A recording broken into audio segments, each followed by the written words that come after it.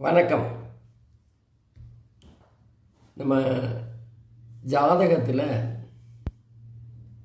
லக்னத்திலேருந்து 8வது வீட்டில் சந்திரன் இருந்தால் அல்லது லக்னமும் ராசியும் 6, 8 இருந்தால் அதுக்கு என்ன பலன் அப்படின்னு பார்த்தா, பொதுவாக லக்னத்திலேருந்து எந்த கிரகம் 8ல் இருந்தாலும் அஷ்டமஸ்தானம் கொஞ்சம் பலவீனப்படத்தான் செய்யும். சந்திரன் 8ல் இருந்தால் கொஞ்சம் மனக்காரகன் இல்லை, அதனால் மனசு சம்பந்தமான பிரச்சனைகள், மனசு அமைதி இல்லாத ஒரு விரக்தியாக, ஞாபக மறதி அதிகமாகிறது. அதே மாதிரி உணவுபூர்வமாக ரொம்ப சென்சிட்டிவாக உணர்வுபூர்வமாக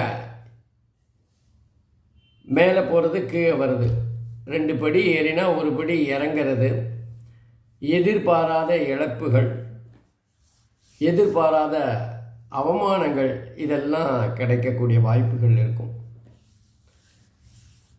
நன்மைகள் சில இருக்கும், அதாவது தனித்து சிந்திக்கிற ஒரு திறமை இருக்கும், நீண்ட ஆயுள், எதிர்பாராத திடீர் அதிர்ஷ்டத்தை தரும். ஆனால் இந்த அமைப்புகள்லாம் பார்த்தா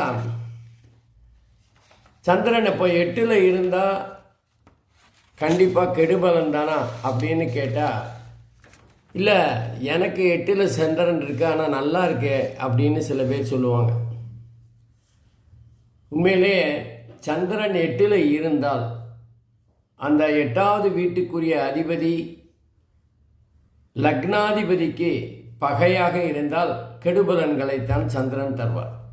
அதே மாதிரி லக்னாதிபதிக்கு 8வது வீட்டதிபதி சந்திரன் நிற்கிற அந்த வீட்டதிபதி நட்பாக இருக்குமேயானால் அந்த ஜாதகருக்கு நல்ல பலன்களை, யோகமான பலன்களை தருவார்.